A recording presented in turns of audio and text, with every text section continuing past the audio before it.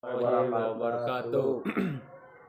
Di sini kelompok 3 ingin mempresentasikan tentang dampak dan permasalahan akibat globalisasi. Yang yang pertama tuh kita harus tahu dulu apa itu globalisasi. Globalisasi adalah keterkaitan dan ketergantungan antara bangsa dan antar manusia di seluruh dunia melalui perdagangan, investasi, perjalanan, budaya populer, dan bentuk-bentuk interaksi yang lain. Sehingga batas-batas suatu negara menjadi sempit. Dan itu adalah apa itu globalisasi. Selanjutnya eh, selanjutnya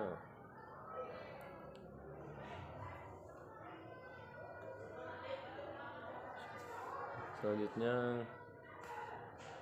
selanjutnya dampak globalisasi. Dampak globalisasi adalah perubahan yang terjadi pada berbagai aspek kehidupan manusia akibat interaksi dan interaksi antara negara, individu, dan entitas berbeda di seluruh dunia. Dan globalisasi juga memiliki aspek ekonomi, yaitu dengan globalisasi kemungkinan negara-negara untuk bebas melakukan perdagangan sehingga meningkatkan perekonomiannya. Jadi negara tuh bekerja sama terus dengan tujuan untuk meningkatkan ekonomi negara tersebut. Eh, dengan cara ekspor dan import. Globalisasi memungkinkan negara-negara untuk melakukan ekspor dan impor untuk memenuhi kebutuhan bahan baku dan konsumsi. Dan itu kedua negara itu bekerja sama lah. Ya, kemudian perdagangan online ini berpengaruh juga untuk meningkatkan ekonomi negara tersebut. Globalisasi memungkinkan terjadinya perdagangan online yang memperluas jangkauan pasar bagi pelaku usaha kecil dan menengah. Globalisasi juga memiliki aspek budaya, dan dampak positifnya tuh masyarakat menjadi lebih terbuka terhadap budaya lain. Tata nilai dan sikap masyarakat berubah menjadi lebih rasional. Kemudian dampak negatifnya, budaya asli suatu daerah atau negara dapat hilang, dan rasa nasionalisme dan patriotisme dapat menurun. Itu dampaknya sangat sangat parah itu. Dan kemudian globalisasi aspek lingkungan. Globalisasi dapat menyebabkan pencemaran lingkungan udara, air, tanah, dan suara. Pencemaran lingkungan dapat disebabkan oleh penggunaan teknologi dan mesin oleh pabrik pengelolaan atau industri. Dan pabrik itu kan biasanya ada asap-asap yang di atas itu kan, itu akan mempengaruhi eh, lingkungan, sangat tidak bagus itu. Kemudian eksploitasi sumber daya alam untuk memenuhi tuntunan pasar global. Banyak negara mengorbankan kelestarian alam untuk meningkatkan produksi dan ekspor. Dan pemanasan global, globalisasi dapat menyebabkan pemanasan global dan perubahan iklim. Hal ini disebabkan oleh emisi gas rumah kaca yang dihasilkan dan penggunaan sumber energi yang energi fosil lah, seperti minyak, gas alam, dan kayu. Dan selanjutnya dampak positif aspek politik.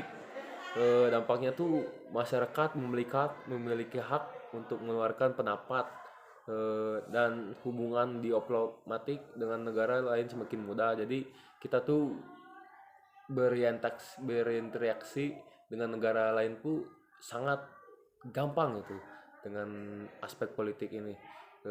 Kemudian dampak negatifnya tuh munculnya pemberontakan politik di tiap daerah. Itu sangat tidak tidak diinginkan ya semua masyarakat tuh. Dan maraknya gerakan separatisme atau pemisahan wilayah.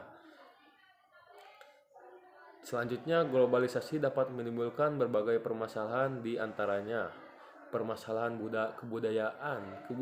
Globalisasi dapat menyebabkan hilangnya budaya asli suatu daerah atau negara, menurunnya rasa nasionalisme dan patriotisme, serta hilangnya sifat kekeluargaan dan gotong royong. Permasalahan permasalahan sosial. Globalisasi dapat menyebabkan kesenjangan sosial, ketimpangan ekonomi, masalah kesehatan, dan permasalahan kenakalan remaja. Globalisasi dapat menyebabkan kenakalan remaja seperti pergaulan bebas, pemakaian obat terlarang, dan seks bebas tanpa aturan. Itu sangat dipermasalahkan ya dengan. Selanjutnya akan dijelaskan oleh Rauf. Boleh?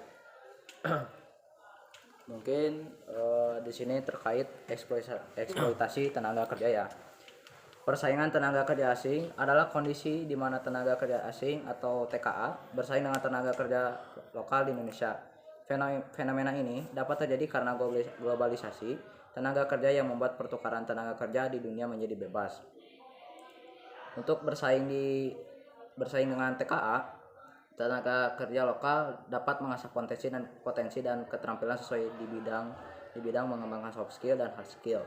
Jadi soft skill dan hard skill itu misalnya itu kita tuh harus memiliki mental kerja yang baik, kualifikasi pekerjaan kita yang baik yang sebelumnya, dan kita juga harus bisa meningkatkan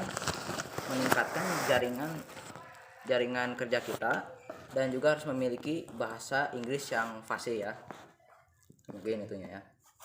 Terus eksploitasi tenaga kerja menurut definisi sendiri.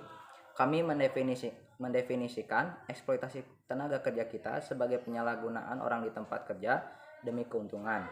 Beberapa contoh eksploitasi tenaga kerja adalah ketika pemberi kerja tidak membayar karyawan sesuai upah hidup nasional atau upaya minimum nasional per jam yang sesuai dengan usia mereka. Apa itu ketimpangan ekonomi?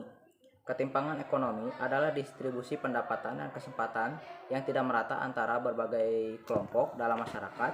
Ketimpangan ekonomi dapat menyebabkan beberapa dampak seperti angka kriminalitas yang tinggi.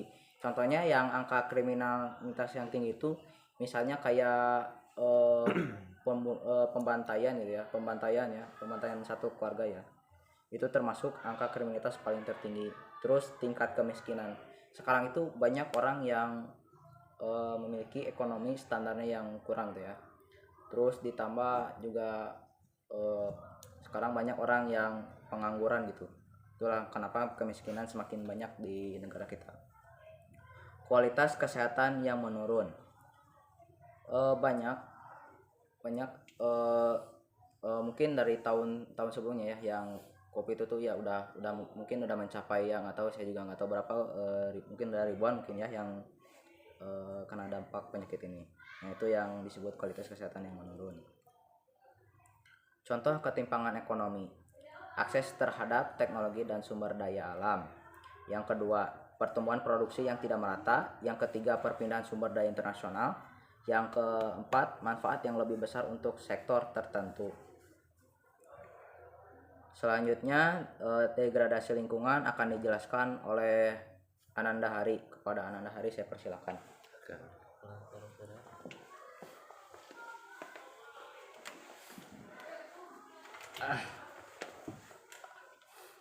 Degradasi lingkungan. Eksploitasi sumber daya alam. Globalisasi dapat menyebabkan eksploitasi sumber daya alam yang tidak berkelanjutan. Negara-negara maju sering mengakses sumber daya alam di negara-negara berkembang untuk memenuhi kebutuhan mereka. Eksploitasi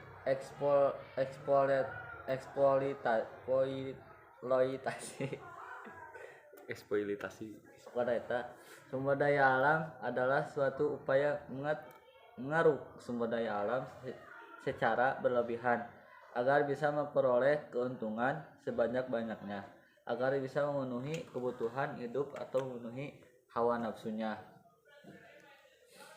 Hal tersebut bisa menyebabkan secara ekstrim dan bisa menyebabkan pemanasan global. Tujuan dan dampak positif.